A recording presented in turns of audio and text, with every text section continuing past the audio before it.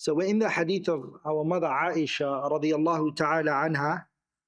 We mentioned the first benefit in the hadith, which is wujubu takfeen al-mayyit, that it's obligatory to shroud the body. We spoke about that. We then mentioned that the sunnah when it comes to shrouding the body is for the man 3 cloths. And the bare minimum is what? 1, to cover the entire body unless he's what? A muhrim. A muhrim, we don't cover his face, we have to let his face show. And some of the scholars, they mention it's not good to do more than 3 because it can fall into israf, and it also goes against the best form is that which was done for the Messenger sallallahu alaihi wasallam, and the cloth that was shrouded with him was how many? 3. Then the best man that walked on this earth was 3. There's no need for you to make it more than 3. The third benefit, inshallah ta'ala, I want to share from the hadith is a man, the shroud that is used for him, it should not be with hands. أنه لا يكفن الرجل في القميص, that you should not shroud a man with a cloth that has hands. You shouldn't. Because of the narration, what does it say? ليس فيها قميص. It says that there was no hands that came out. ولذلك الإمام البخاري, that's what he chapters in his Sahih. Imam al-Bukhari in his Sahih, he chaptered and he said, Babu al-kafni, ama babu al-kafani bighayri qamisin. Babu al-kafani bighayri qamisin. Shrouding without bringing out the hands. Like in the Hanafiya go against this. The Hanafiya, they go against this and they say no. The hands can come out. Actually, they said it's preferable. It's mustahab that the qamis is used to shroud the person. And they use the hadith of Ibn Abbas radiyallahu ta'ala anhuma, anna Rasulullah sallallahu alayhi wa sallam, that the Messenger sallallahu alayhi wa sallam, he was shrouded, كفن في 3 أثواب. He was shrouded with what? 3 thobes. في قميصه الذي مات فيه. And he mentions with the qamis that he died with, that he was wearing sallallahu alayhi wa sallam. وحلة نجرانية, and he was wearing a what? حلة نجرانية.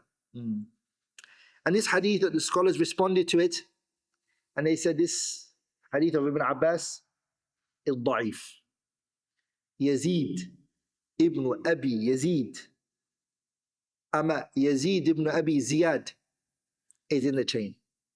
في سنده راو اسمه يزيد ibn Abi Ziyad. And Yazid ibn Abi Ziyad, Al-Imam al-Nawawi says مجمع على ضعفه. All of the ulama agree that he's weak. He's weak, he says. مجمع على ضعف يزيد ابن أبي زياد. مجمع. Some scholars, they say تغير في أواخر حياته. He started to mix up in the later stages of his life. That's why. Then this hadith is not Sahih, Ibn Abbas. The fourth benefit that we take from this is it is recommended to make the shroud white. The shroud that is used, it is recommended استحباب أن يكون التكفين بالبياض. استحباب, that is recommended أن يكون التكفين, that the shroud is what? بالأبيض, that is white. And this is a consensus that is recommended. حكي الإجماع على هذا. The scholars, they transmitted a what? A consensus on this issue. Consensus. Ijma'. That is recommended. And then Imam al-Nawawi mentions it in his Sharh Sahih Muslim by Ijma'. And he uses the hadith where the Prophet sallallahu alayhi wa sallam, he said, "Ilbasu min thiyabikum al-bayad." Wear from your clothes white. وَكَفِّنُوا فِيهَا مَوْتَاكُمْ. And shroud your what? Dead with the white. So while you're alive, white is good. And it's wear more the white. وَكَفِّنُوا مَوْتَاكُمْ. And also shroud your what? Your deads with it.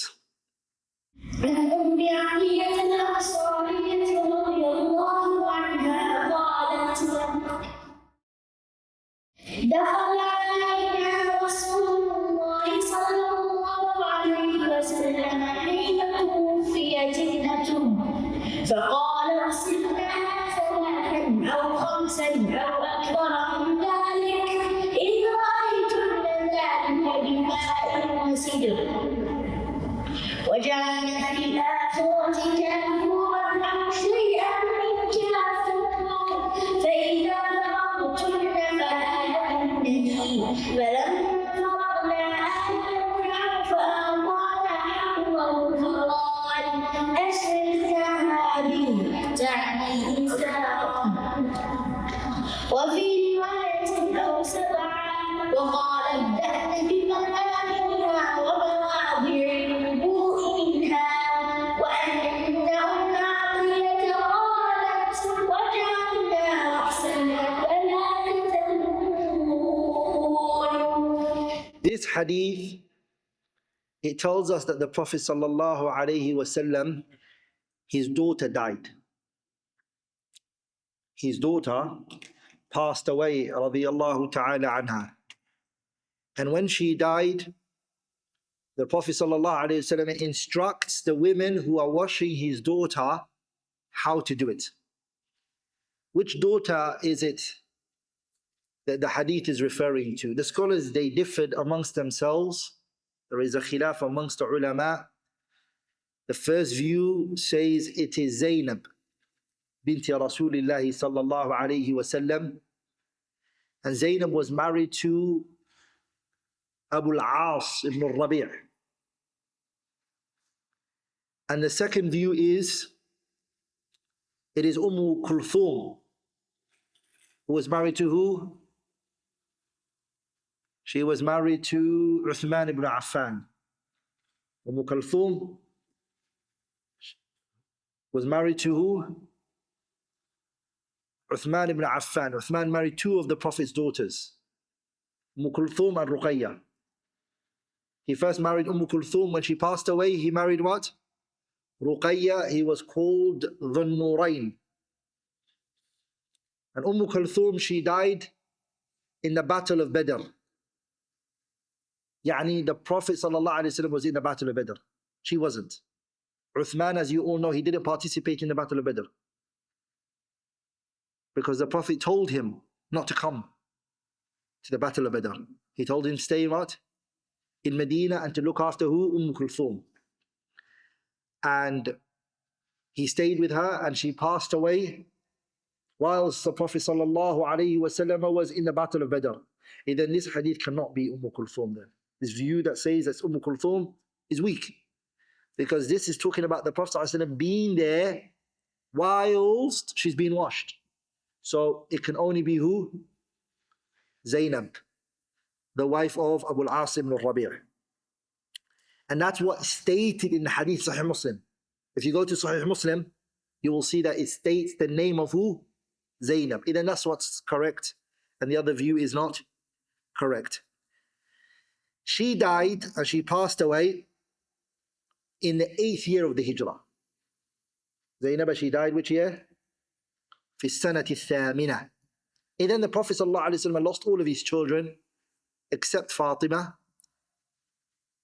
And she lived after the Prophet for how long? Only 6 months, and she died, radiyallahu ta'ala anha. let's take some of the words that are in the hadith. Some of the words which are a bit strange. Strange means it's not common on the ear of the people. The caliber of the language here is very rich that the Prophet is using here, sallallahu alaihi wasallam. So the first word is, he said, رَأَيْتُنَّ ذَلِكَ. رَأَيْتُنَّ ذَلِكَ. رَأَيْتُنَّ ذَلِكِ, he says. And he doesn't say رَأَيْتُنَّ ذَلِكَ. He doesn't say that, he says ذَلِكِ. بِكَسْرِ الْكَافِ. Placing a kasr on the kaf. The reason is because لِأَنَّ الْمُخَاطَبَةِ, the people in which he was addressing was what? Untha, females. The Prophet was talking to females and he wasn't talking to men. So some of the people, when they read it, they say رَأَيْتُنَّ ذَلِكَ, and they place a what? A fatha on it. And Zarkashi in his nukat, on this book, there's a nukat on it. He mentions it بكسر الكاف. Like in some of the ulama, they said, no. We can place a fatha on the kaf. وَلِمَاذَا? They said that in the Arabic language, the woman can be spoken to like a man. لأن النساء are what? شقائق الرجال. ومريم ابنة عمران التي أحصنت فرجها فنفخنا فيه من روحنا وصدقت بكلمات ربها وكتبه وكانت. Does it say وكانت من القانتات? Is that what it says? No, it says وكانت من القانتين. قانتين is جمع مذكر سالم. صح? Is it not? It's plural male. And Maryam is what? A female, right? صح؟ لذلك even the Arabs, like Al-Mubarrid and Tha'lab and others mention, they use wife as zawj. And the husband, zawj. Later, zawjah, zawj for the husband, and the wife, zawjah, it became later. So in a grammar class, inshallah ta'ala, yeah? Don't use that. You're going to get yourself in trouble. Follow the rules there. My teacher used to say, if you study Nahu on a high level, the Arabic language, and you be like the poet who said, لست بنحوي يلوك لسانه ولكني سليقي أقول فأعرب. And you reach that level where the language enters you deeply and you're tough in the language. If you do a mistake, you can always find a madhab to support it in the Arabic grammar. Yeah. Yani if you know grammar very well, لأن the asl of Arabic grammar is what? Al-khilaf. They say that, I think it was Bahauddin ibn Aqil, they say ijma'un nuhat is khamsa. The nuhat, the grammarians, the only thing that they agreed upon is 5 things. The rest is khilaf. There's ijma' is the, you guys think fiqh is so much difference of opinion. Come to grammar. Come to what? Grammar. Khilaf. This one says something, the other one goes and says, no. You all know the story of Sibawayhi, rahimahullah ta'ala. Sibawayhi died very young. They say he died at the age of what? 34. Very young. They say the reason he died was because, I'm digressing, but just side benefit, inshallah ta'ala. He came to the city of Baghdad, and there took place between him and who? Kisa'i, Imam Ahl al-Kufa. Shatibi says, وَأَمَّا عَلِيٌّ فَالْكِسَائِيُّ نَعْتُهُ لِمَا كَانَ فِي الْإِحْرَامِ فِيهِ تَسَرْبَلًا. The reason Imam al-Kisa'i was called Kisa'i is because he did Hajj or Umrah with his what? Cloak. He didn't wear Ihram because he didn't have it. Imam al-Kisa'i. So there happened a debate between Sibawayhi and Kisa'i. The debate was on what? a sentence. كنت أظن أن العقرب أشد لصعة من الزنبور فإذا هو هي أما فإذا هو إياها. The last part. كنت أظن أن العقرب أشد لصعة من الزنبور فإذا هو هي or فإذا هو إياها. Which one is right? As you all know, Sibawayhi, when he was young, he came to the class of his teacher Hamad ibn Salama. Sat in the class, he read a hadith. When he read the hadith, Sibawayhi, his teacher Hamad ibn Salama said to him, Lahanta ya Farisi. Lahanta means you have spoken grammatically wrong. Sibawayhi got up. He said, Sa'atlubu ilman la yulahinuni fihi ahad. I'm going to go and learn a language no one is ever going to say to me, Lahanta ya Farisi. You spoke grammatically wrong.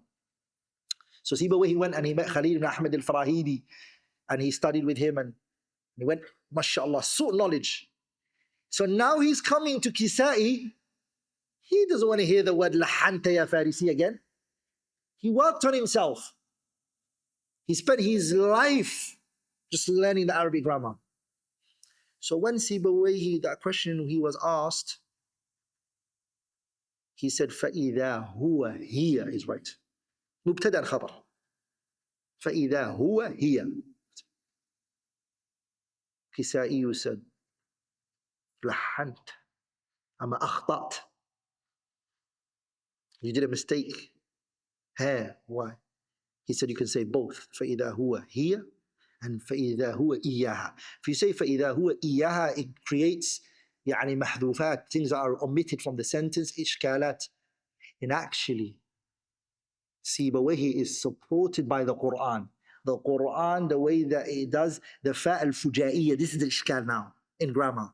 This fa, what comes after is a mubtada and a khabar. That's what the Quran does.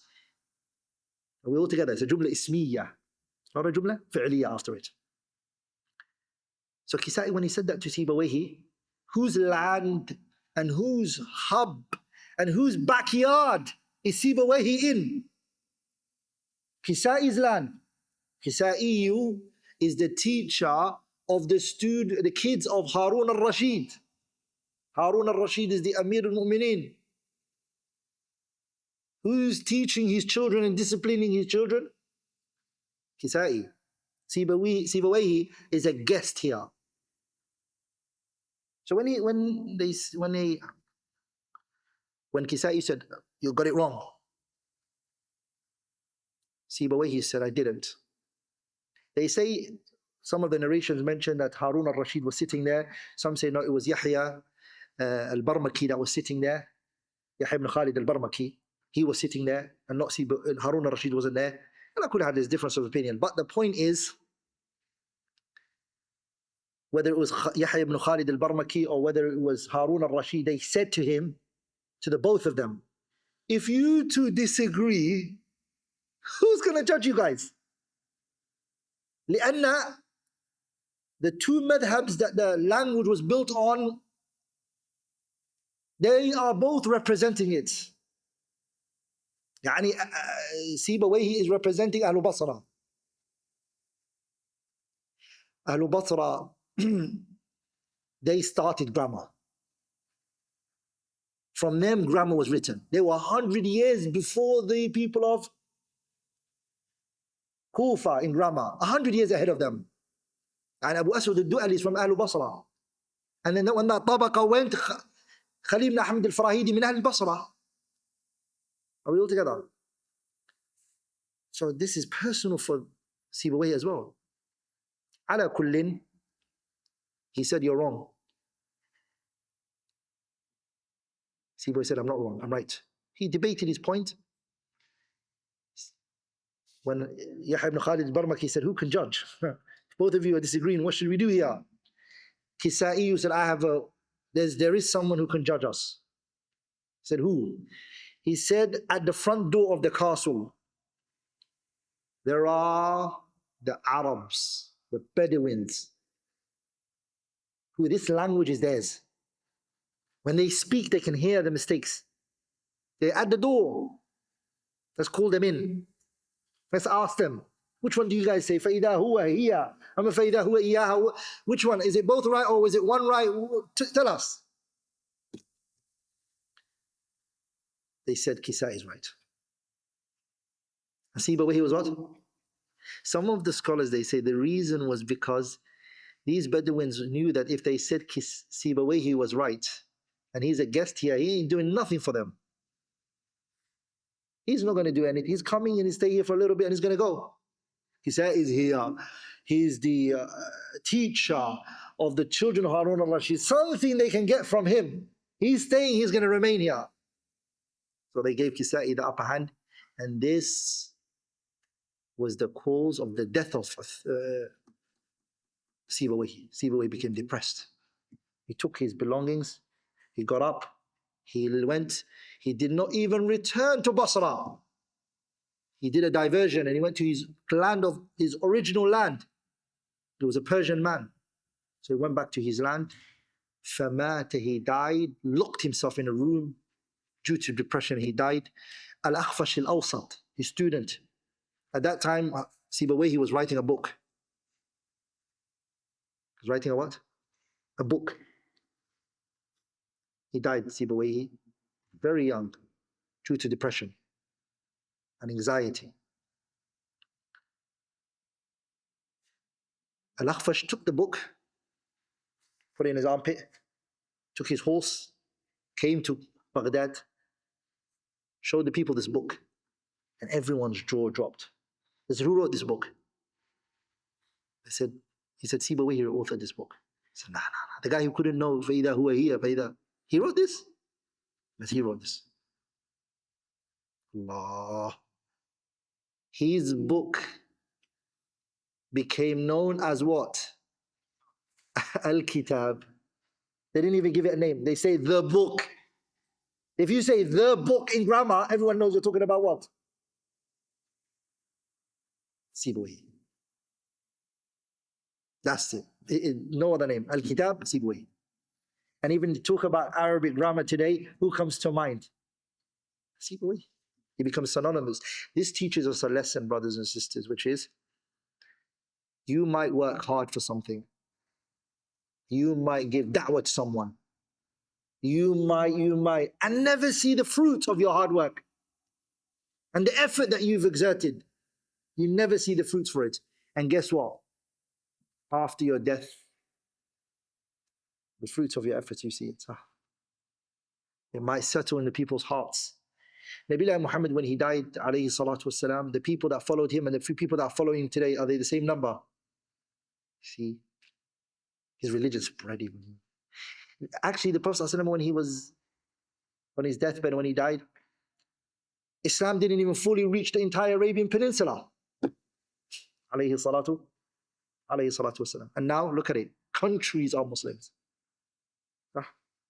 So this is something, you just exert the effort and leave the rest to who? Allah subhanahu wa ta'ala. Another thing that we take from the hadith is the word that's used is sidr. The hadith mentions sidr. Sidr is a type of tree. الشجر النبقي المعروف. It's a well-known sidr tree. People love to have the honey from that tree. When the bee eats from that tree, the honey that it produces is very good. And it's actually the two best honeys in the world is what? The manuka and the sidr. They're the two best honeys in the world. So it's a good tree. So that's what sidr means. And the word kafur is a naw'un min at-tib. It was a type of perfume. Kafur, that's mentioned in the hadith, is a what? Naw'un min at-tib. It's a type of perfume. The Prophet also said, another word in the hadith says, آذِنَّنِي بتشديد النون الأول. آذِنَّني means what? It means أعلمنني. It means notify me. Notify me. It means أعلمنني. Okay? Another word that's in the hadith, which is the word hiqwa. Hiqwa is mentioned in the hadith, the word. And the word al-hiqwa, what does it mean? يعني بفتح الحاء. الحقوة or a kasra. Al-hiqwa or al-haqwa, both you can say, is the izar. Arabs, they call the waist hiqwa, صح? So whatever's worn from the bottom is called a what? Al-hiqwa or a al-haqwa bil-fathi wal-kasri. It means the izar. You know what an izar is, right? Yeah? The one that you wear like the ihram at the bottom. Not these trousers, huh? Izar is what? Lungi, huh? You guys call it lungi? Yeah? That's it. That's it, izar. Ash'irnaha iyah. The word says ash'irnaha iyah. Ash'irnaha, the word shi'ar. You hear this word shi'ar, right? The word shi'ar in the Arabic language actually means ma yali al-jasad. Is the t-shirt that you wear that's the closest to your skin. A shi'ar actually comes from that meaning. Remember when the Prophet ﷺ, he said, Al-ansaru shi'ar wal-nasu dithar. Shi'ar means what? Ansar are very close to me. They are like you know when you wear clothes on top, that's called a dithar. And the clothes that you wear under, which comes to contact to your skin, the t-shirt, for example, that you wear under, is called a shi'ar. Bimayaminiha. The word mayamin, it comes from maymana. Maymana. Bimayaminiha. Maymana, it means the right. It means al-yamin, the right side. The word the Prophet here used, it means the right side. Now let's go over the benefits that we take from the hadith. We mentioned the key words that are in there, which are strange. I gave you the meaning of it. Now let's take the fiqh of the hadith. The hadith shows us that it is permissible to wash the dead body. It shows us mashru'iyyatu ghasl al-mayyit, that it's legislated to wash the dead body. If somebody asks you in Islam, are you allowed to wash the dead body? You can give them this narration. And the majority of the scholars, they mention it's fardu kifaya. It's a communal obligation. What does a communal obligation mean? In Islam, there is individual obligation and there's a communal obligation. An individual obligation, which is fardu ayn, means every single body has to do it for themselves. I can't take it for you. Dhuhr, Asr, Maghrib, Isha, it's fardu ayn. But there are things which are fardu kifaya. Fardu kifaya means communal obligation. A communal obligation means what? إِذَا قَامَ بِهِ بَعْض سَقَطَ الْإِثْمُ عَنِ الْبَاقِينَ. If a group of people stand up to do it, the rest, they don't have to do it. It's a communal obligation. Meaning, if a group of people do it, the rest, they don't have to do it. They don't have to do it. But if everyone leaves it, everyone sins. Everyone sins. This is called fardu kifaya. Then it's a fardu kifaya to wash the dead body. There has to be a group of people who do it. It's a right that the Muslim has on another Muslim. The second benefit that we take from this hadith is a woman should be washed by a woman. So the second benefit that we take from the hadith, أن المرأة يتولى تكفينها النساء. A woman dies and she passes away. Who's it going to take over? Who's going to take over her washing? Women. Women, or a woman should. No man is allowed to wash a woman, even if he is her mahram, like her father, her brother, her uncles. All of these are her maharim, right? They are not allowed to take the washing of any woman except the husband. He's an exception. Even that's disputed, the permissibility of it. The woman is ijma', consensus that she can wash her husband. That's a consensus. There is a khilaf if the husband can wash his wife. I will come to that, inshallah ta'ala.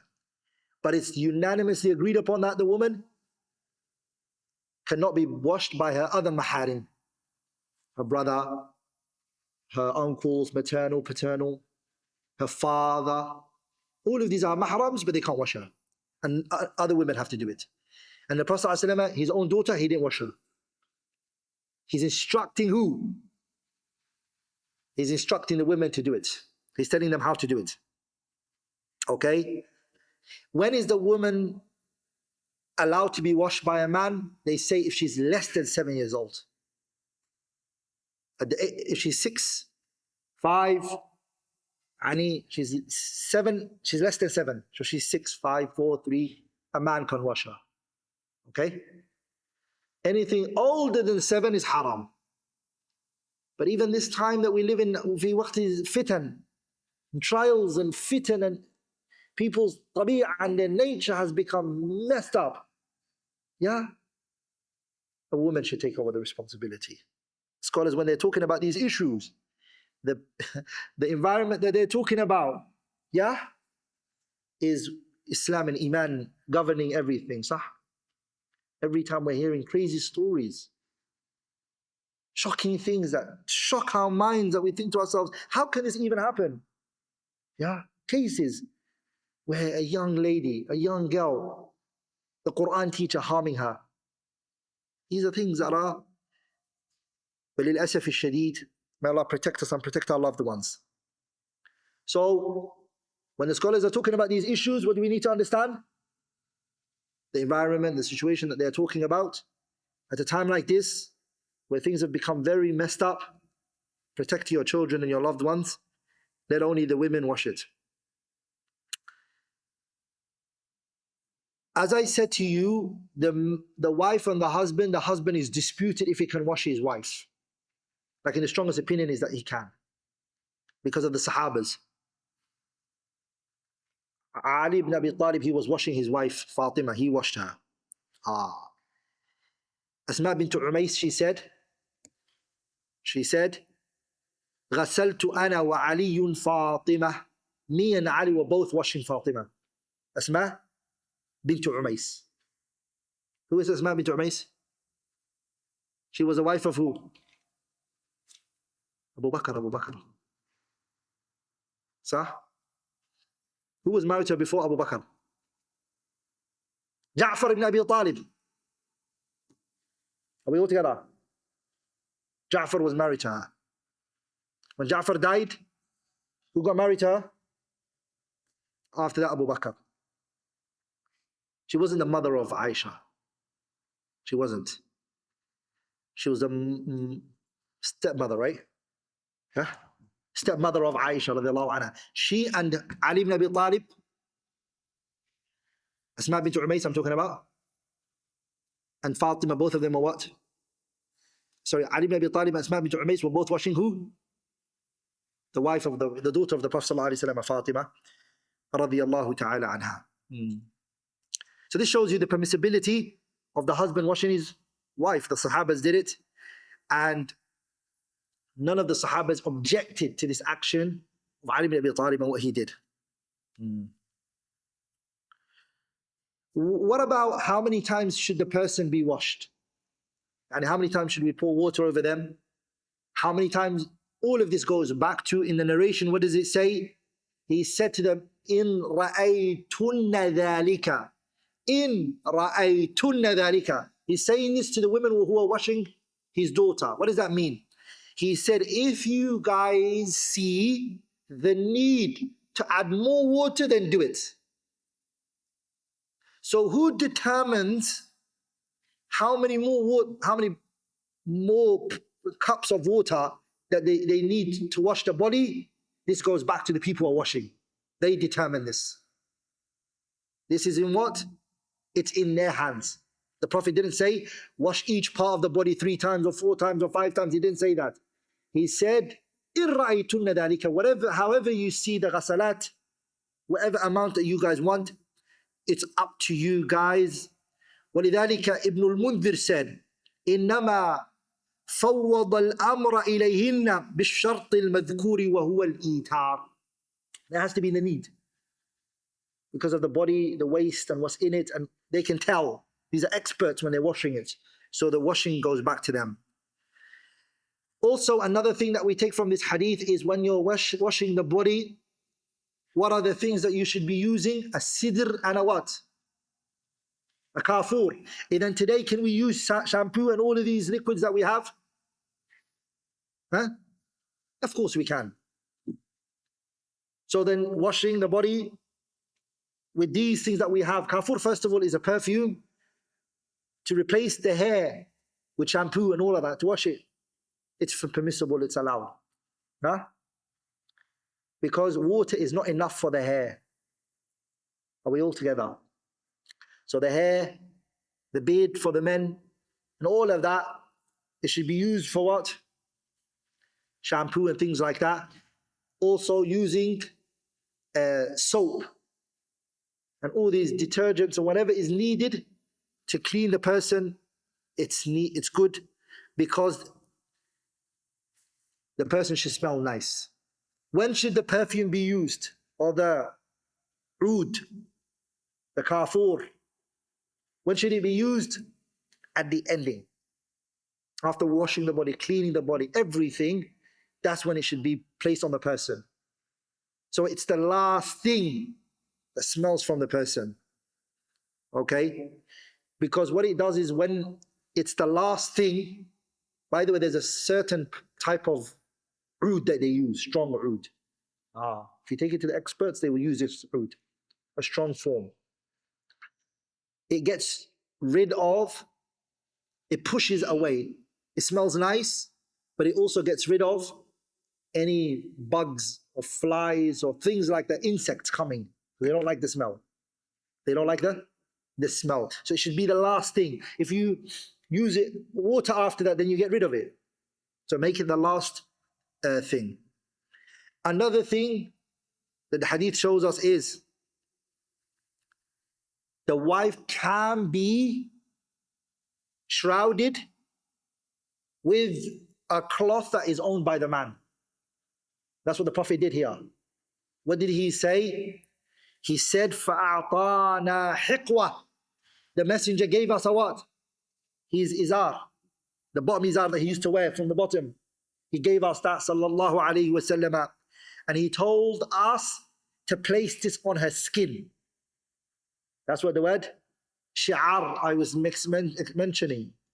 Meaning, my daughter, let the thing that's closest to her body be what?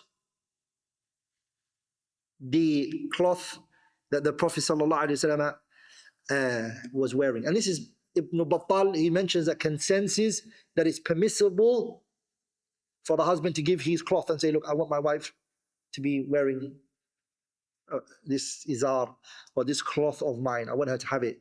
It is permissible and it's allowed, and that's what the Prophet did. Sallallahu alayhi wasallam. Another benefit that we take from the hadith is women. What should be done? The narration mentioned, مَشَطْنَاهَا ثَلَاثَةَ قُرُونَ. What does that mean? We plaited her hair. 3 plaits. So the woman should be what? 2 on the side and 1 in the middle. 3. And it should be backwards. Okay? Her hair should not be loose. Once they wash her hair, clean everything, they plait her hair and plait on the side, backwards. This is for the woman. This is what? This is how it should be for the woman. Should it be done very strong or should it be very gentle the way it's done? The madhahibs, they differ on this issue. Shafi'iyya believe birifq. It shouldn't be done strongly plaited. It should be gently so that the hair doesn't rip off. And this is a responsibility, they say, that the amana of the body, the honor of a believer when he's dead is the same honor he has when he was alive. So they say you have to be very careful in the way that you deal with them.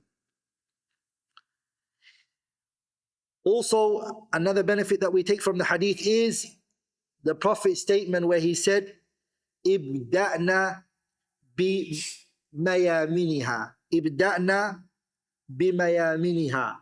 Start with the right side.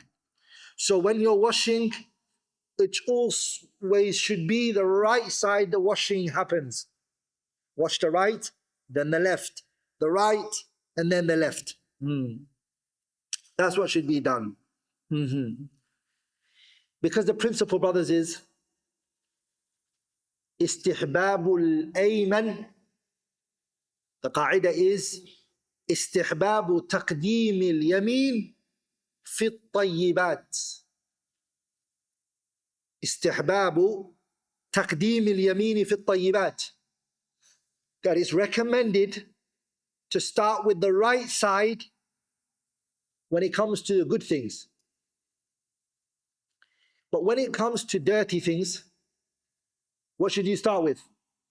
The left side. So when you wake up in the morning and you're brushing your teeth, what hand should you use? The left hand. But what about daytime when you just want to revive the sunnah? Which hand should you use? The right hand.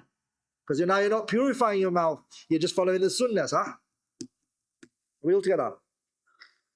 So qaida is, whatever is for cleanliness, the hadaf is to clean it, and it's tayyib and it's good, then the right is used for it. When your mouth is clean and you're using the miswak, right. It's dirty now, sah? Left. Brush it with what? With the left. That's the qaida, inshallah ta'ala. وَمَوَاضِعُ الْوُضُوءِ مِنْهَا. The hadith mentions when you're washing the body, which parts should you start with the washing? The places of the wudu should be started with. And when you're washing, it's recommended to start with what? The places where the wudu happens from first. To wash those areas first. عن عبد الله بن عباس رضي الله عنهما قال بينما رجل واقف بعرفه إذ وقع عن راحلته فرقصت وقال فأرقصت فقال رسول الله صلى الله عليه وسلم اغسلوا بماء وسدر وكفنوه في ثوبين ولا تحرقوه ولا تخمروه رأسا فإنه يبعث يوم القيامة ملبيا وفي رواية ولا تخمروا وجهه ولا رأسا الرأس كسر العنق. The Shaykh rahimahullah, Abdul Ghani ibn Abdul Wahid al-Muqdisi rahimahullah, he mentions this hadith of Abdullah ibn Abbas radiyallahu ta'ala anhuma is telling us that the Prophet sallallahu alaihi wasallam at his time, a noble companion in Hajjatul Wada', the final Hajj of the Prophet. This man, there was a man who was doing Hajj and he was on his riding beast, his camel. Okay, and he fell off it and he snapped his neck and he died. And he was in Arafah. He was in Arafah. And then he died. The Prophet ﷺ, he instructed the Sahabas the way that he should be dealt with. He said to them, sallallahu alayhi wa sallam, اغسلوه بماء وسدر. Wash him with ma wa sidr. And this is very important because he is a muhrim, he's in a state of ihram, and the Prophet here is saying use what? Water and what? Sidr. But he didn't say kafur. Are we all together? وَكَفِّنُوهُ فِي ثَوْبَيْنِ. And shroud him with what? 2 thawbs. Shroud him with what? 2 thawbs. وَلَا تُحَنِّطُوهُ. Don't place on him any perfume. وَلَا تُخَمِّرُوا. And do not cover رَأْسَهُ, his head. فَإِنَّهُ يُبْعَثُ يَوْمَ الْقِيَامَةِ مُلَبِّيًا. The day of judgment, he's going to be resurrected saying, لَبَّيْكَ اللَّهُمَّ لَبَّيْكَ. That's how he's going to come out. وَفِي رِوَايَةٍ, Abdul Ghani ibn Abdul Wahid al-Maqdisi brings another riwayah. What does this riwayah say? وَلَا تُخَمِّرُوا وَجْهَهُ. Abdul Ghani is choosing this other riwayah because there's an additional wording in it, which is what? وَلَا تُخَمِّرُوا وَجْهَهُ. Don't cover his face. Before it said don't cover his head. And now this other wording of the hadith is saying what? وَلَا تُخَمِّرُوا وَجْهَهُ. Don't cover his face. وَلَا رَأْسَهُ, and his head. What does the word mean? وَقَصَتْهُ. ما معنى وَقَصَتْهُ? So let's take the strange words, okay, that are in the hadith. Al-waqsu, the word al-waqsu in the Arabic language, it means kasrul unuqi. Kasru al-unuqi. And Abdul Ghani ibn Abdul Wahid al-Maqdisi mentions that for you in the hadith. Al-waqs means what? When the person snaps their neck or breaks their neck. La tuhannituhu means what? It means la tada'u alayhi hanut. Don't place on him hanut. Some of the scholars, they say hanut wa yuqalu hinat. You can also say a hinat. And it's a akhlaqun min tibin. It's a mixture of perfumes. So different types of perfume mixed together, where they used to place on the dead body. The Prophet is saying, don't use that. Also the hadith mentions, La tukhammiru ra'sahu. Don't cover his head. The reason why the Prophet is saying, don't place perfume on him, don't cover his head, is because the person who's in a state of Umrah should not get what? He should not cover his head, right? And you're not allowed to use perfume, are you? You're not allowed to. So the Prophet ﷺ wants this person to be in the state that they were in and die in that way. And die what? In that way. Let's take some benefits from this hadith. And there's masail in the hadith. فيه دليل. This hadith is an evidence على بقاء حكم الإحرام في حق من مات وعليه إحرامه. This hadith shows as an evidence على بقاء حكم الإحرام, that the state of Ihram remains for this individual في حق من مات وعليه إحرامه. The one who dies and doing Umrah or Hajj, he still is treated like a muhrim, and we should not take him out of that state. And the evidence for that is وَلَا تُخَمِّرُوا رَأْسَهُ. We want him to remain in his state. وَلَا تُحَنِّطُوهُ. Don't place any perfume, any scent or fragrance on him, because we want him to stay in his state. And the hadith even makes it more clear. فَإِنَّهُ يُبْعَثُ يَوْمَ الْقِيَامَةِ مُلَبِّيًا. He will be resurrected the day of judgment doing the talbiyah. This wording of the hadith says, فَإِنَّ اللَّهَ يَبْعَثُهُ يَوْمَ الْقِيَامَةِ مُلَبِّيًا. Allah is going to resurrect him the day of judgment in a state of talbiyah. لَبَّيْكَ اللَّهُمَّ is going to be saying. And this is what the ulama take from the hadith of the Prophet ﷺ, which is مَنْ عَمِلَ شَيْئًا. Anyone who does something, مَاتَ عَلَيْهِ, he will die upon that thing. And وَمَنْ مَاتَ عَلَى شَيْءٍ, and anyone who dies doing something, he will be resurrected the day of judgment doing that thing. If you would engage in righteous deeds, you're going to be resurrected engaged in that righteous deed the day of judgment. Here, Ibn Daqiq al-Eid mentions a very beneficial point. Ibn Attar also mentions it in his Kitab al-Udda ala Sharh al-Umda. And Nawawi also mentions it as well, which is وَهَذَا, when they came فَإِنَّهُ يُبْعَثُ يَوْمَ الْقِيَامَةِ مُلَبِّيًا, they said وَهَذَا لِيَكُونَ ذَلِكَ عَلَامَةً لِحَجِّهِ, عَلَامَةً لِحَجِّهِ. So this can be a sign for his Hajj. وَدَلَالَةً عَلَى فَضْلِيَّتِهِ, and an evidence of this man's virtue. كما يجيء الشهيد يوم القيامة وأوداجه تشخب دما. Just like the martyr who was fighting in the cause of Allah will come the day of judgment, and the blood is gushing from his body. We'll carry on after the prayer. There's so much masail to take from this hadith. So inshallah, ba'da salah, سنكمل إن شاء الله تعالى.